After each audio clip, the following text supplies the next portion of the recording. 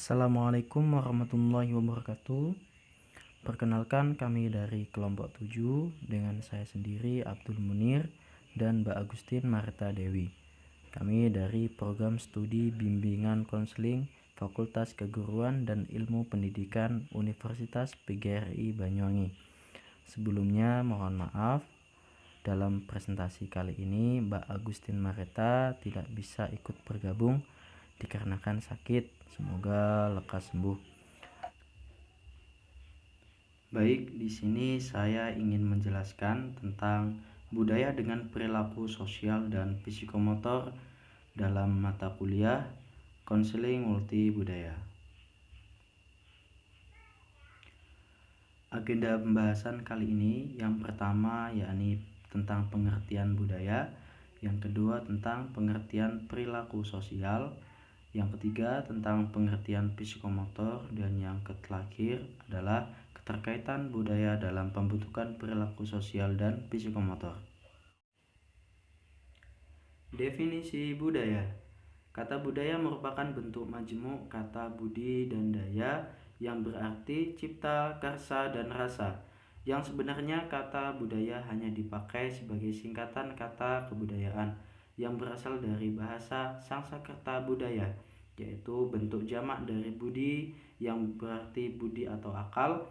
Budaya atau kebudayaan dalam bahasa Belanda diistilahkan dengan kata kultur.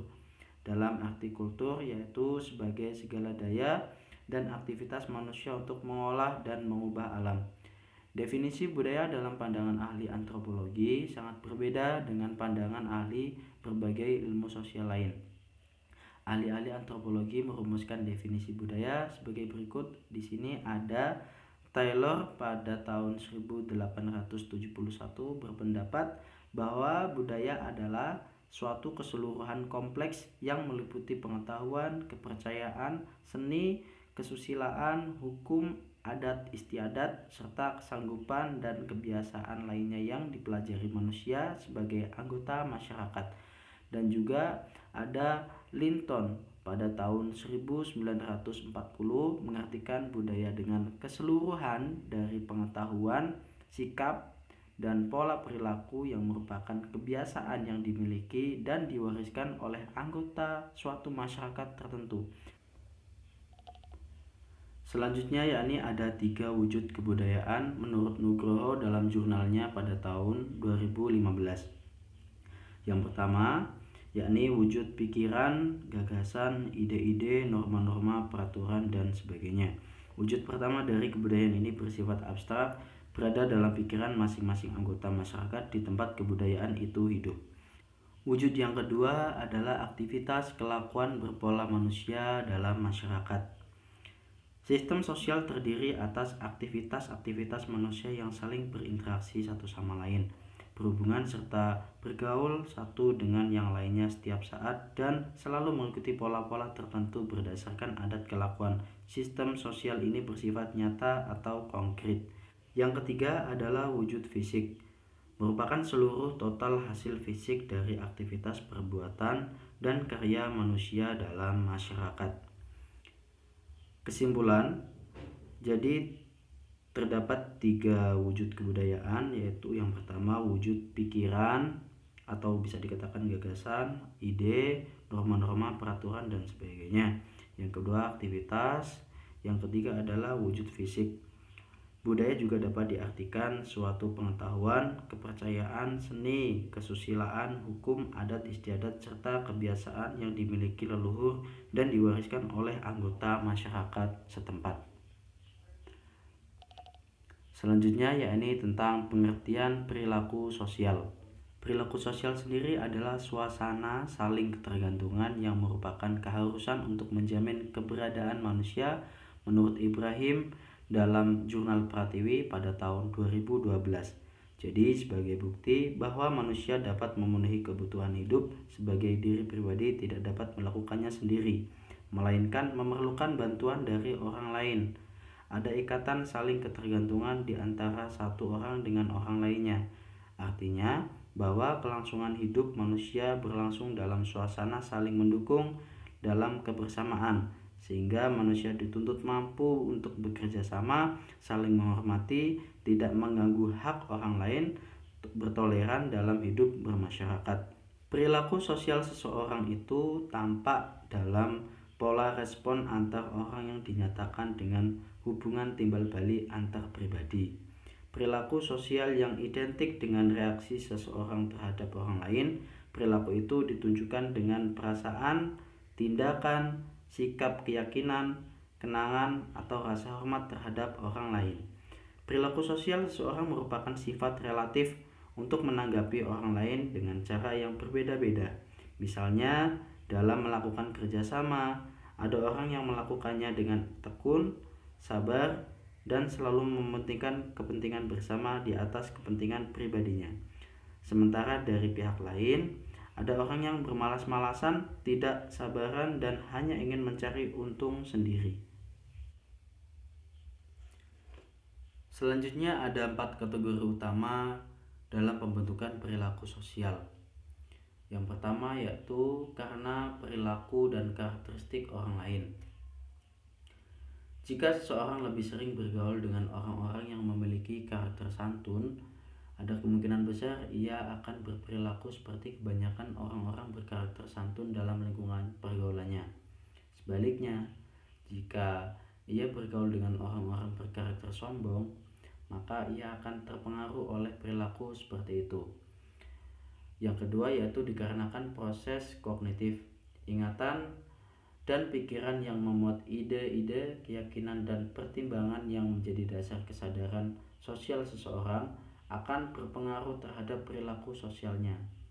Misalnya, calon seorang pelatih yang terus berpikir agar kelak di kemudian hari menjadi pelatih yang baik, menjadi idola bagi atletnya, dan orang lain akan terus berupaya untuk berproses mengembangkan dan memperbaiki dirinya dalam perilaku sosialnya. Yang ketiga yakni karena faktor lingkungan. Lingkungan alam terkadang dapat mempengaruhi perilaku sosial seseorang. Ketika orang yang berasal dari daerah pantai atau pegunungan yang terbiasa berkata dengan keras, maka perilaku sosialnya juga seolah keras pula. Ketika berada di lingkungan masyarakat yang terbiasa lembut dan halus dalam bertutur kata. Yang terakhir, dikarenakan latar budaya sebagai tempat perilaku dan pemikiran sosial itu terjadi. Ketika seseorang yang berasal dari etnis budaya tertentu mungkin akan terasa berperilaku sosial aneh ketika berada dalam lingkungan masyarakat yang beretnis budaya lain atau berbeda. Selanjutnya yaitu tentang pola perilaku sosial. Adapun bentuk-bentuk perilaku sosial anak, yang pertama yaitu tentang kerjasama. Sejumlah anak kecil belajar bermain atau bekerja sama dengan anak lainnya sampai mereka berumur 4 tahun. Yang kedua yaitu tentang persaingan. Jika persaingan merupakan dorongan bagi anak-anak untuk berusaha sebaik-baiknya, hal ini akan menambah sosialisasi mereka. Yang ketiga yaitu tentang kemurahan hati. Kemurahan hati sebagaimana terlihat pada kesedihan untuk berbagi sesuatu dengan anak lainnya. Yang keempat yaitu tentang ketergantungan terhadap orang lain dalam hal bantuan, perhatian, dan kasih sayang mendorong anak untuk berperilaku dengan cara diterima secara sosial. Yang kelima yaitu tentang hasrat dan penerimaan sosial. Jika hasrat untuk diterimanya kuat, hal ini mendorong anak untuk menyesuaikan diri dengan tuntutan sosial, dan juga hasrat untuk diterima oleh orang dewasa biasanya timbul lebih awal dibandingkan dengan hasrat untuk diterima oleh teman sebaya. Yang keenam yaitu sifat simpati dan empati. Yang ketujuh sikap ramah. Yang kedelapan yaitu sikap meniru, dan yang terakhir adalah tidak mementingkan diri sendiri. Adapun perilaku yang tidak sesuai, yang pertama yaitu negativisme. Negativisme sendiri adalah perlawanan terhadap tekanan dari pihak orang lain untuk berperilaku tertentu. Biasanya hal ini dimulai pada usia 2 tahun dan mencapai puncaknya antara 3 dan 6 tahun. Yang kedua adalah agresi. Agresi sendiri adalah tindakan permusuhan yang nyata atau ancaman permusuhan. Biasanya tidak ditimbulkan oleh orang lain. Anak-anak mungkin mengekspresikan sikap agresi mereka berupa penyerangan secara fisik atau lisan terhadap pihak lain, biasanya terhadap anak yang lebih kecil. Yang ketiga adalah pertengkaran. Pertengkaran merupakan perselisihan terhadap perselisihan pendapat yang mengandung kemarahan yang umumnya dimulai apabila seseorang melakukan penyerangan yang tidak beralasan. Yang keempat adalah mengejek dan menggertak. Menggertak sendiri merupakan serangan berupa fisik ya, dan mengejek merupakan serangan lisan terhadap orang lain. Dan juga yang kelima adalah perilaku sok kuasa. Sok kuasa kecenderungan untuk mendominasi orang lain menjadi majikan. Jika diarahkan secara tepat, hal ini dapat menjadikan sifat kepemimpinan, tapi umumnya tidak demikian, dan biasanya hal ini mengakibatkan timbulnya penolakan dari sekelompok sosial. Yang selanjutnya yaitu sikap perilaku egosentrisme.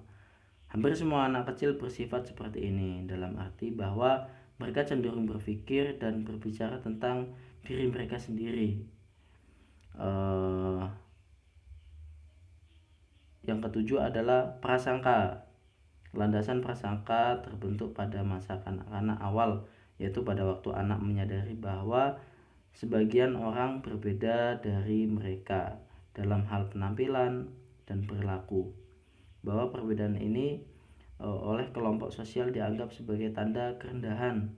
Bagi anak kecil tidaklah umum mengekspresikan prasangka dengan bersikap membedakan orang-orang yang mereka kenal. Dalam kesimpulan, yaitu bentuk pola perilaku sosial itu bermacam-macam dan banyak. Contohnya bentuk perilaku di kalangan anak-anak, ada yang bisa kerjasama, bersaing, murah hati, simpati, empati, ketergantungan, sikap ramah, dan meniru. Perilaku yang bertentangan misalnya negative thinking, ini tadi ya, negative thinking, agresi, egois, mengejek, dan berprasangka itu semua pasti dimiliki oleh beberapa makhluk sosial, mulai dari anak-anak sampai tua.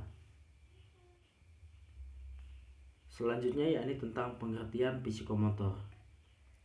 Menurut Jones dan Davis dalam jurnal Charlito pada tahun 1995 memberi definisi tindakan, yaitu keseluruhan respon atau reaksi yang mencerminkan pilihan seseorang yang mempunyai akibat atau efek terhadap lingkungannya. Dan juga menurut Davis dalam jurnal Sandra pada tahun 2015, klasifikasi tujuan domain psikomotor terbagi 5 kategori, yaitu tentang peniruan, manipulasi, ketetapan, artikulasi, dan pengalamiahan. Di sini saya ingin menjelaskan satu-satu tentang yang pertama, yaitu peniruan. Peniruan sendiri terjadi ketika siswa mengamati suatu gerakan. Yang kedua adalah manipulasi. Manipulasi tersebut lebih menekankan perkembangan kemampuan mengikuti pengarahan, penampilan, gerakan-gerakan pilihan yang menetapkan suatu penampilan melalui latihan. Yang ketiga adalah ketetapan. Ketetapan sendiri memerlukan kecermatan, proporsi, dan kepastian yang lebih tinggi dalam penampilan tersebut. Yang keempat adalah artikulasi. Artikulasi lebih menekankan koordinasi, yaitu koordinasi dalam suatu rangkaian gerakan dengan membuat urutan yang tepat dan mencapai yang diharapkan, atau di konsistensi internal di antara gerakan-gerakan yang berbeda. Yang terakhir adalah pengalamiahan. Menurut tingkah laku yang ditampilkan dengan paling sedikit mengeluarkan energi fisik maupun psikis, gerakannya dilakukan secara rutin. Pengalamiahan merupakan tingkat kemampuan tertinggi dalam domain psikomotorik. Selanjutnya yakni keterkaitan budaya dalam pembentukan perilaku sosial psikomotor. Pada hakikatnya, manusia tidak mungkin hidup tanpa keberadaan orang lain karena kodratnya sebagai makhluk sosial. Kehidupan bersama dengan orang lain tentu dilandasi oleh aturan-aturan tertentu, karena setiap orang tidak dapat berbuat sekehendak hatinya sendiri.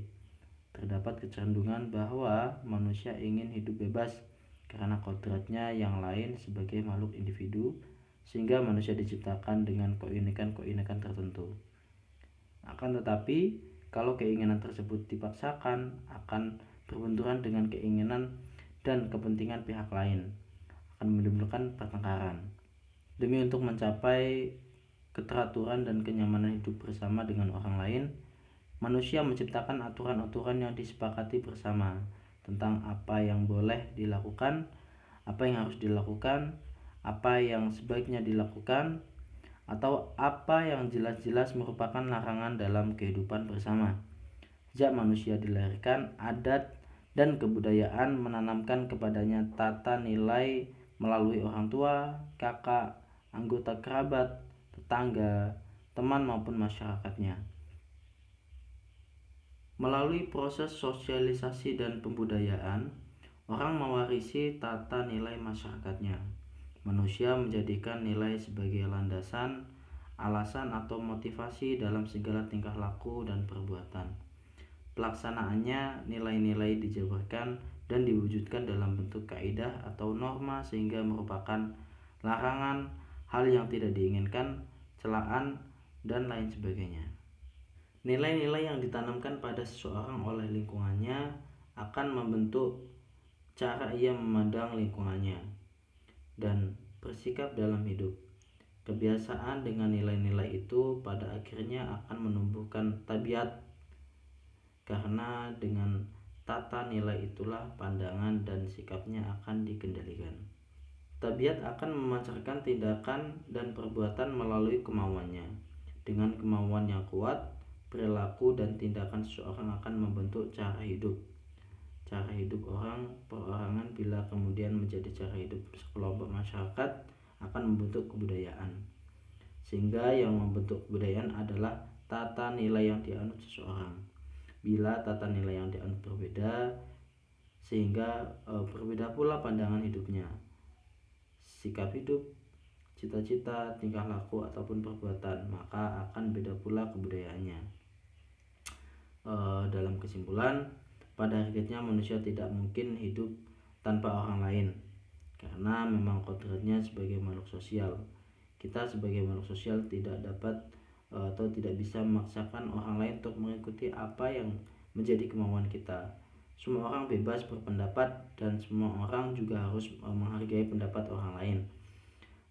Kalaupun kita memaksakan akan terjadi benturan atau pertentangan, manusia juga akan membuat aturan-aturan tertentu supaya kita bisa hidup nyaman dan tentram. Adapun nilai-nilai dari leluhur, kita menjadikan nilai sebagai landasan atau motivasi untuk segala tingkah laku dan perbuatan. Cara perorangan kemudian menjadi cara hidup sekelompok masyarakat dengan kebiasaan-kebiasaan yang baik, sehingga yang membentuk kebudayaan itu leluhur yang mereka percaya di lingkungannya. Mungkin cukup sekian yang dapat saya sampaikan. Kurang lebihnya mohon maaf. Billahi taufiq wal hidayah. Wassalamualaikum warahmatullahi wabarakatuh.